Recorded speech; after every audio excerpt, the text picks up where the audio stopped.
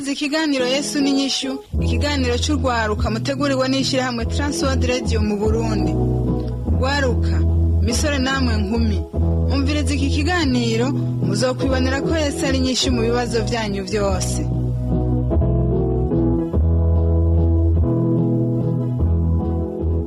Inshuti mugenzi mukunzi washimye guteramana natwe kuri no mugoroba, rwaruka musore nkumi, naguhaye mwiriwe ndakwifuriza amahoro y'umwami wacu Yesu Kristo.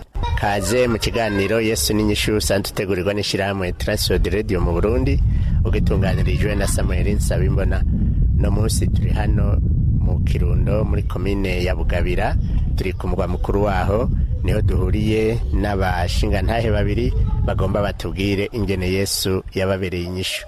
Reka ndabahe mwiriwe, hanyuma ndabasabe bidondore. Mwiriwe neza. Mwiriwe, nitwa Miburo Etienne, nkabamba muri komine Bugabira, intara ya Kirundo, ku musozi wa Nyakarama, nkabandi umukozi w'Imana ndongoye ishengero ry'Abatiste Ikigina. Amahoro y'Imana, jewe nitwa Misago Yohana, nkabamba muri komine Bugabira, ku mutumba w'Irubuga, mu gacimbiri k'ininda, nkabandi umukozi w'Imana, nkaba nkorera imirimo y'Imana ku mutumba w'Ikiyonza.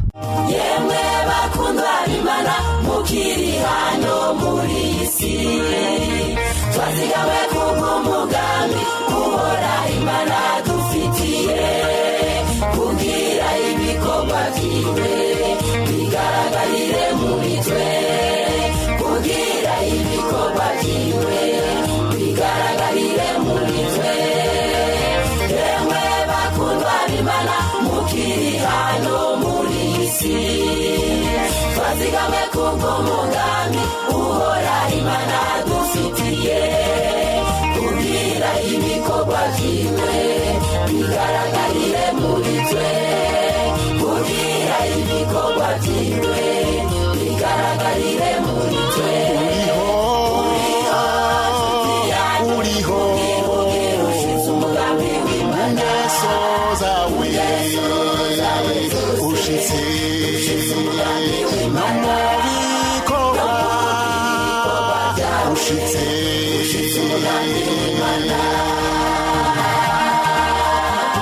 Murakoze cyane. Naba bashingantahe babiri rero, Etienne hamwe na Yohani, bagomba kutubwira ingene Yesu yababereye inyishu. Wega Etienne, iyo tuvuze ko Yesu ari inyishu bikwibutsa iki? Iyo muvuze ko Yesu ari inyishu binyibutsa ibintu byinshi cyane Yesu yambereyemo inyishu, kuko nk'iyo nibutse iminsi yaheze, jewe Yesu arafise ibintu yankoreye byinshi kandi bintangaza, mbega ndetse nkumva novuga ati ewe Yesu warakoze. Kuko jewe nkiri mutoya ntabwo nabashije gukurira hamwe n'umuryango wanje, byarashitse nderegwa kwa sokuru.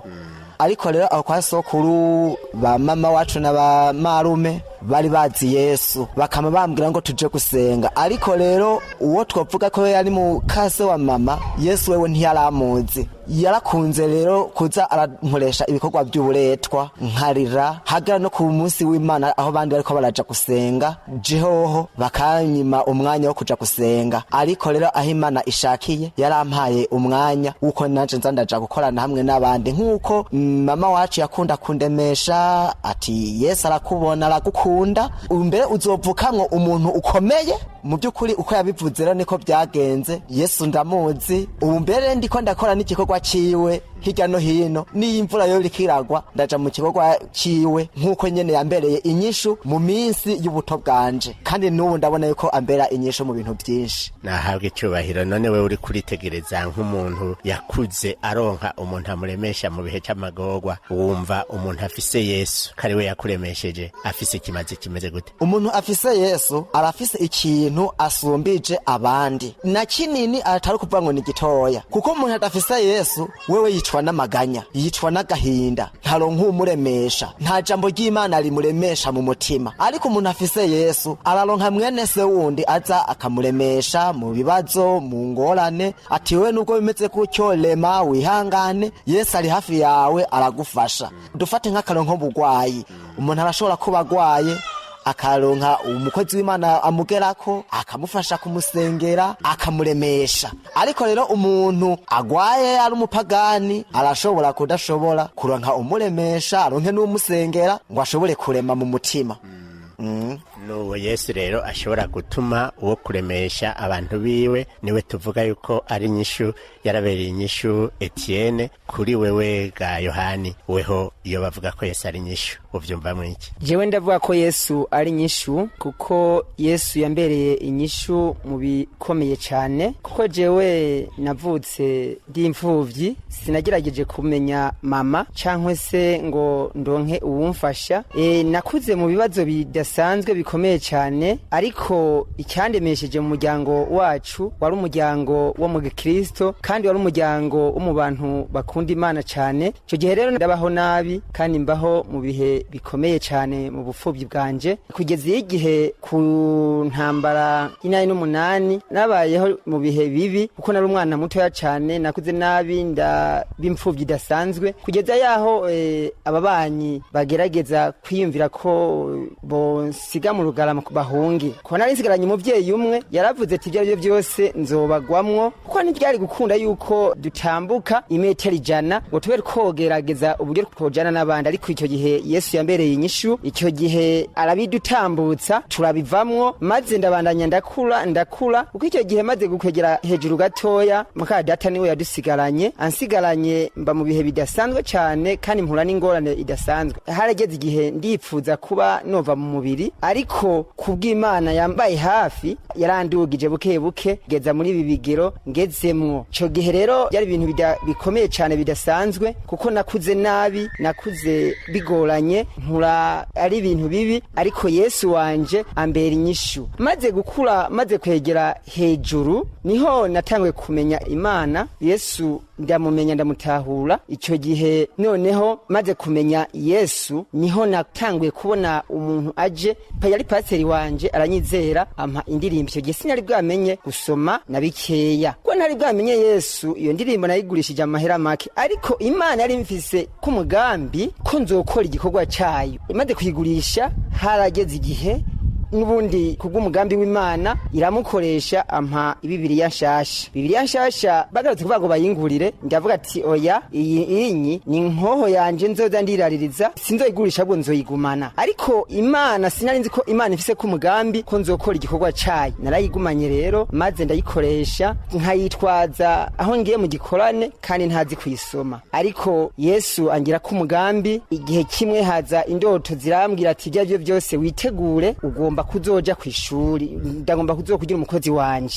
Yimvira ati none ko ntazi gusoma bizogenda gute? Ko nagaho warumaze imyaka ingana iki? Nari maze imyaka 15. Hanyuma maze kubona izo nzozi yimvira ati none ko ntazi gusoma, ko ntazi kwandika, mbega jewe nzogera igihe mbo umukozi wayo gute? Bibizoshoboka. Haheze iminsi izindi nzozi ziraza zirambwira ati witegure, ugomba kuzoja kwishuri. Ndavuga ati none iryo shuri nzorijako gute? Mbega ni hehe ko mbona geze mu bigero bikuze? Icyo gihe rero byarabandanyije, ya Bibiliya ndatangura kuza ndabona indome zimwe ndatangura kuza ndasoma duke, maze kufise abana bashika 2 niho kimwe Yesu yambwira cyashitse. Niho paseri wanje yambwira ati ibyo byose ngomba kukurungika kwishuri. Nca nibuka isezerano cy'Imana nabonye tizanzozi, nabona ko nzoja kwishuri ndashobora kuba ari nyene. Ndamaze ati none nzoja kwishuri hehe? Tugomba kuzoja kwiga igitabo c'Imana mu Kayanza ahantu twita Irubura. Icyo gihe nari nzi duke tubayabaye, ariko wari umugambi w'Imana.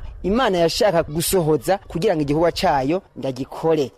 Kurumva barahavuye bakurungika kwiga, ariko nagomba ubanze ugaruke gatoya. Umwana akuze afise umuvyeyi umwe wundi atari hafi, mbega hari icyo byakononeye mu buzima bwawe uvuga uti kubona aragize Yesu mugenzi wanje yarantabaye? Egome, kuba naragize Yesu mu bugingo bwanje yarantabaye. Umwana akuze afise umuvyeyi umwe, cyane nk'umwana akuze afise umupapa wenyene, arahura n'ikibazo cyane, kuko ikibazo bahura wa mupapa aca yitorera uwundi mudamu. Wa mudamu aje waba abana asanze ntabafata neza kuko abatabavyaye, bakurira mu kibazo rero, bagakurira mu ngorane, mu kubaho nabi, mu kurya nabi, mu gufungura nabi. Ariko iyo bakuze bazi Yesu bazi imana bararema cyane kuko haba hariho ico bamaze kwakira ko bamaze kwakira Yesu n'umukiza wabo. Nuko Yesu yaragutabaye urumva arakuzigama naho byari bimeze gutyo. Hanyuma kuri wega Etienne wari kuratubwira uti Yesu yankoreye ibintu byinshi cyane, hariho bikeyi watubwira yoba yaragukoreye? Ego hariho ibyo yankoreye, kuko muri ico gihe aho narindi ndi kumwe n'uwo mukase wa mama haragezeho azaranturubika cane akankubita akanjya umutima. Byarashitse rero jewe ndarara mw'ishamba. Yesu rero yambereye inyishu, kuko aho narindi harabaho ibikoko byinshi biza biraza kunkanga nkagira ubwoba, ariko kuko nari nkiri mutoya sinarinzi ati hinge niruka nkence ngaha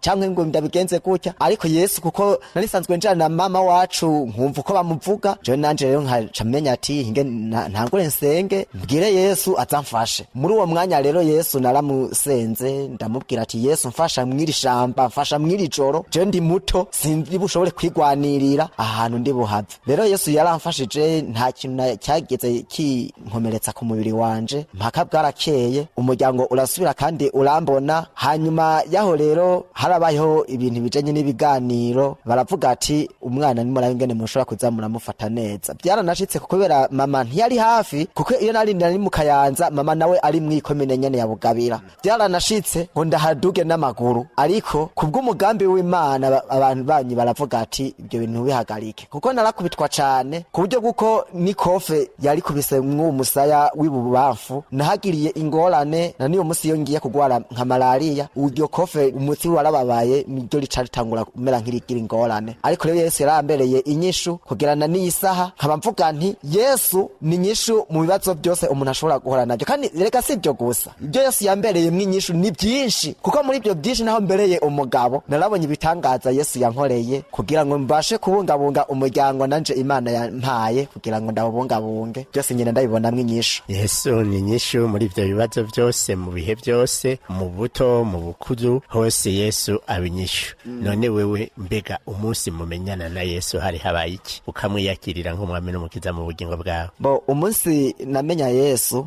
cyambere kimwe nuko nobanza nkashimira umumama araho yitwa Mironastazia wo mu Kayanza. Yarampaye ubutumwa cane, kuko nko mw'ishure y'icyumweru yarakunda kuzaraja gusenga ampetse agiye gufasha abandi bana. No kuvuga rero mu kumumenya rero Yesu hamwe namwiyegereje biciye mw'iyo nzira nyene narimbayeho mw'ubwo buzima bubi buzimbye, nta muvyeyi nari mfise ngaho hafi ashobora kumfasha, ariko mama wacu yarambwiye ati wowe nubwo abavyeyi bawe batari hafi ntuhagarike umutima cane, barahari, ariko harahari uwundi muvyeyi akuri impande wewe udashobora kubonesha amaso y'umubiri, ari we Yesu ukwiye kumwiyegereza akamfasha no gusenga, ku buryo bw'uko nanje nyene uwo Yesu ndamwiyumvamwe ndamwishiramwo ati Yesu niwe azomfasha muri ibi bibazo, niwe azomfasha no muri izi ngorane. Nkabandi ko ndaramirisha n'abandi bashobora kuba ariko baranyumva hirya no hino mu gihugu cyose, kuri uwo wese afise ikibazo canke ingorane mu by'ukuri agiture Yesu, agiture Imana biciye mu gusenga, Imana izomwishura.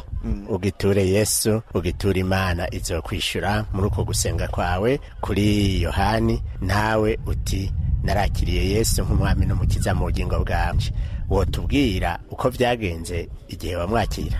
Egome, igihe nakira Yesu n'umukiza wanje byaciye mu bintu bitoroshe cyane, ko nabona Satani yamba hafi cyane, ariko Yesu nawe agakumiza nkwega, kuko icyo gihe nakira Yesu nari umuntu anywa inzoga nyinshi cyane, kandi nakunda gutaha ubukwe cyane. Burya bukwe biyari ubukwe bita ibirago, maze nza kufatwa na Yesu aramfata arangumya. Kuko icyo gihe amfata abandi barangobereye tuja mu gikorane mu Kayanza. Tugiye mu gikorane mu Kayanza je nasize nateguye agakono kagaheke ntegeza kuzonywa ngarutse, ariko icyo gihe maze kugenda shita muri icyo gikorane nasanze hari bateguye amasengesho. Bamaze gutegura amasengesho, mpemu w'Imana iratuvuga ko twe tunumva menga Satana akatugobera ngo ntitwihane, ariko icyo gihe tuza kumva yuko mpemu w'Imana ibyo twatunywa n'ibyo twasize hirya no hino mu ngo iwacu ko barabitwereka bakabitubwira katari byo cyane. Icyo gihe rero twaragezeho Yesu amfatiraho, icyo gihe ndihana, mvaho nihanye muri icyo gikorane cy'amasengesho ndakizwa. Maze gukizwa ncanza mfise umuriro udasanzwe wo gukorera Imana.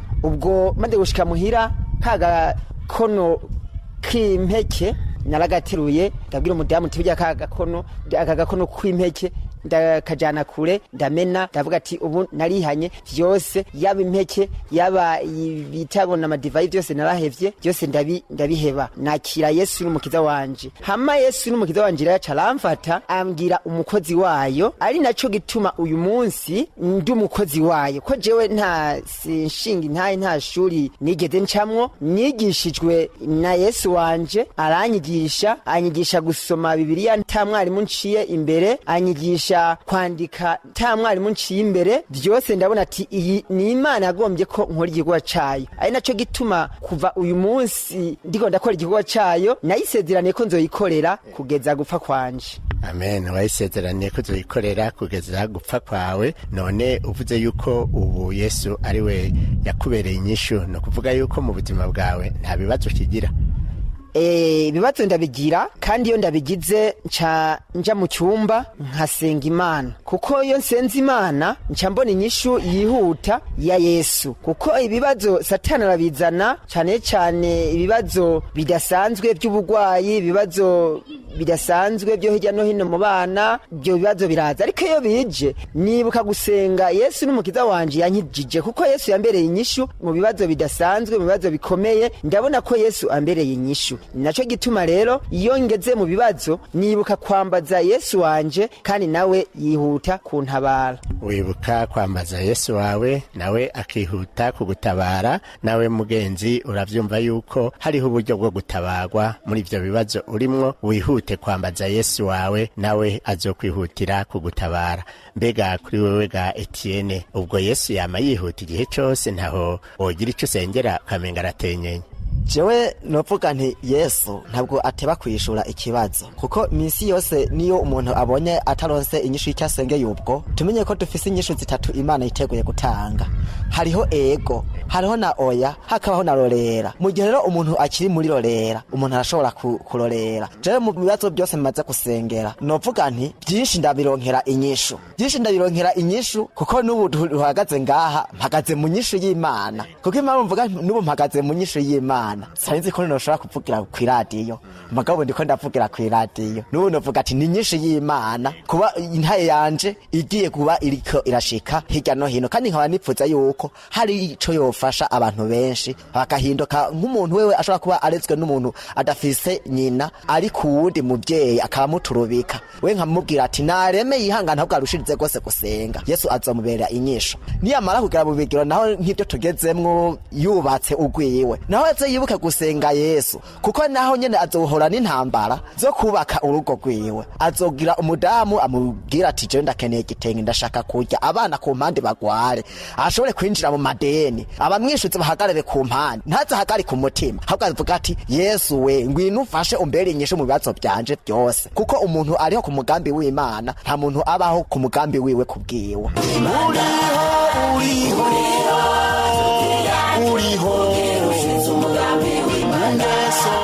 Uriho mugenzi ku mugambi w'Imana, kandi kuri mu mugambi w'Imana niwagira ibikugoye uratabaza Yesu ngo azoguha inyishu mu buryo buzoba bumuhimbaye. Kuri Yohani, mbega hari ibindi wowe utubwira uti jewe ndiko ndasenga iyo Mana yo mwijuru mpora nishukwa?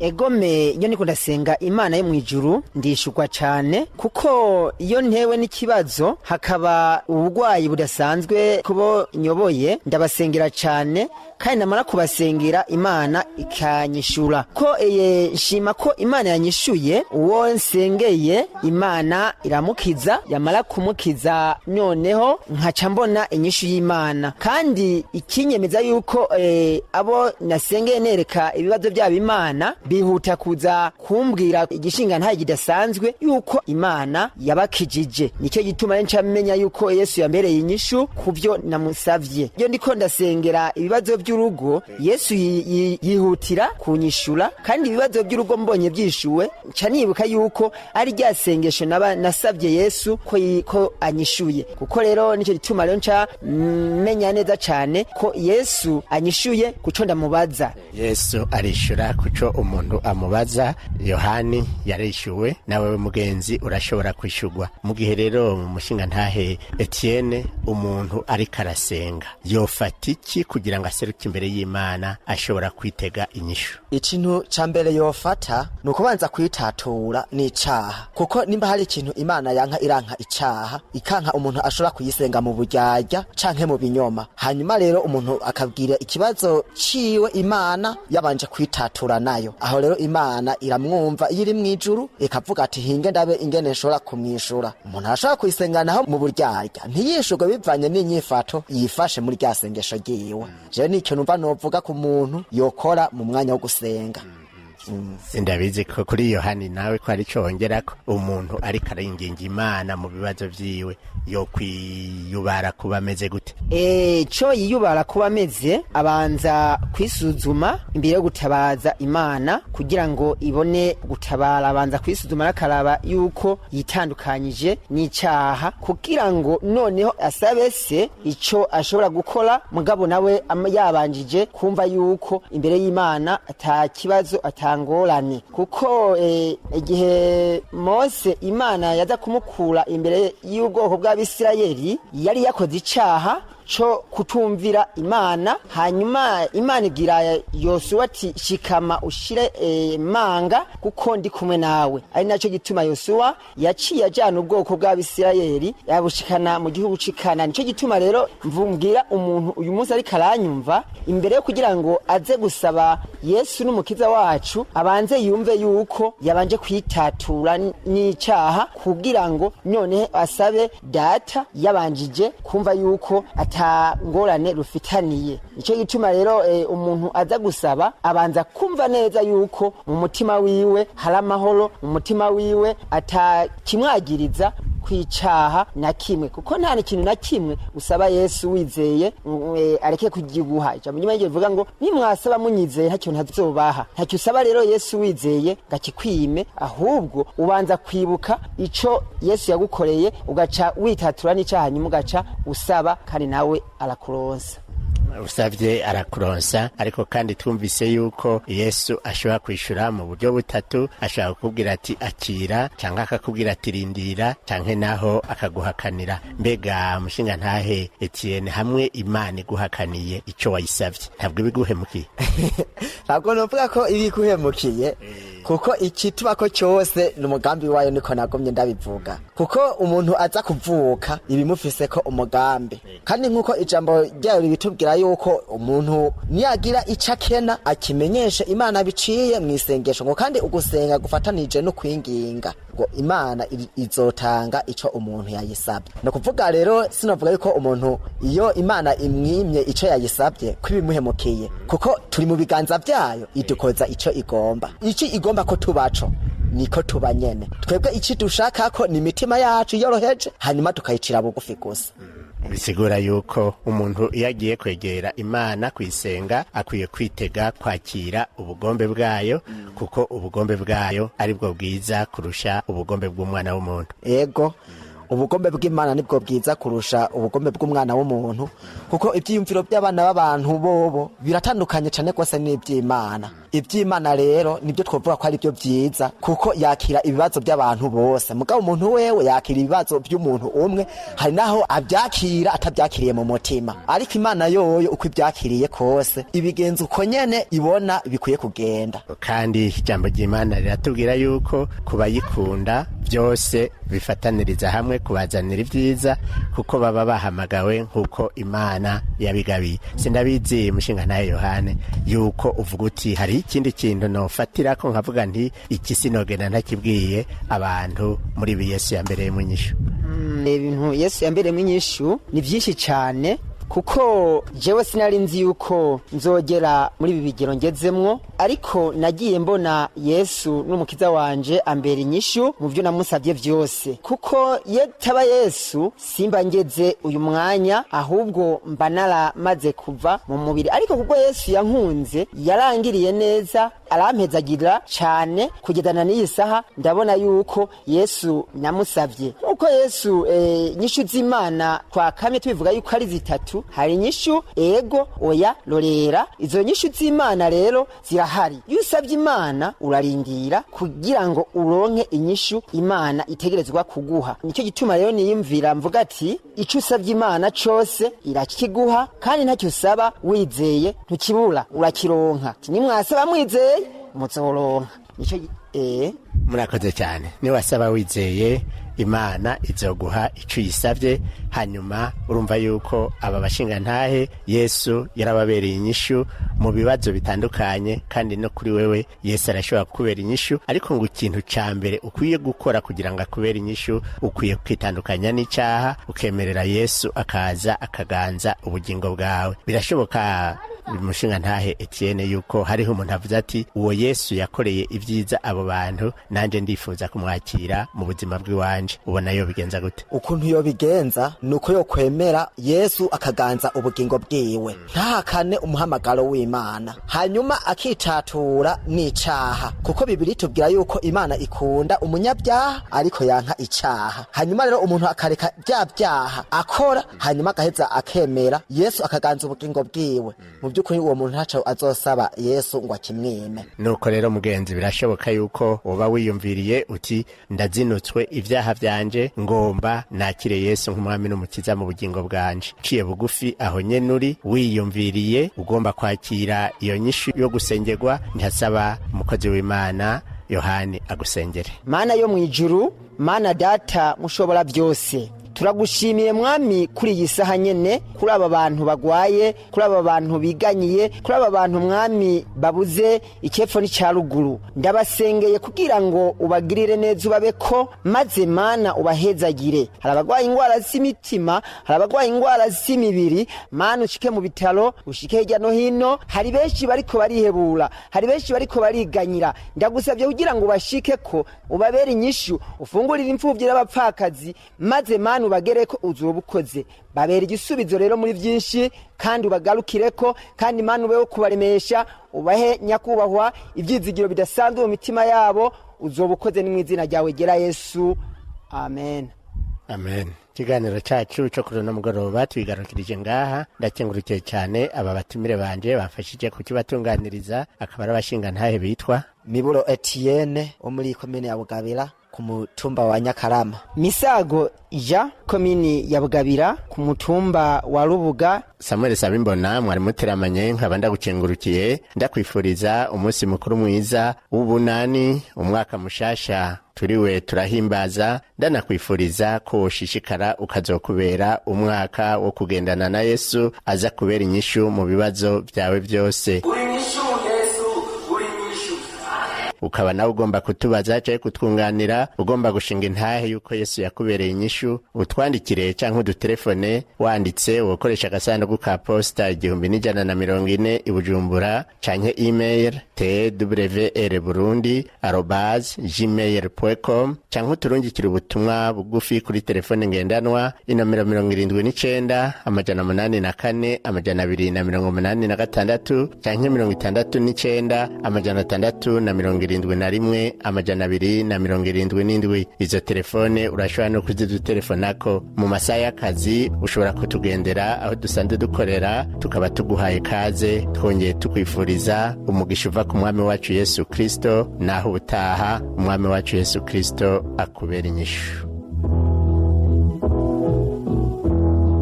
Ico cyari ikiganiro cy'urwaruka Yesu n'inyishu, mushikirizwa n'ishirahamwe Transworld Radio mu Burundi. Niwaba nawe ugomba gushinga intahe ko Yesu yakubereye inyishu, cyangwa ugomba kutunganira, twandikira uti Yesu n'inyishu, agasanduku ka posti 1140 Bujumbura, cyangwa udutera kamo kuri 24 26 57.